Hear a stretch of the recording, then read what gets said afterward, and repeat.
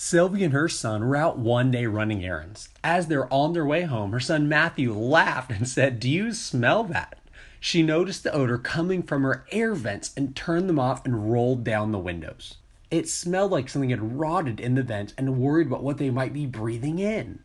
Sylvia headed to her local auto shop. The technician listened to the issue. He said, "Yes, it's not a great smell. A clogged air filter might start to develop an odor. It can be unpleasant, like rotten eggs or a burning smell."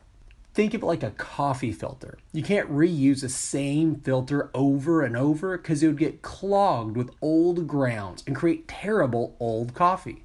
Your car actually has two air filters. The first one stops the lovely smells your engine produces from getting into your vehicle through your air vents. The second one stops dirt, leaves, and dust from getting into your engine. If clogged, your engine can barely breathe, which can cause low gas mileage, your engine running rough, or not at all. Turns out it was a fast, simple replacement, and Matthew and Sylvia were back on the road breathing fresh air.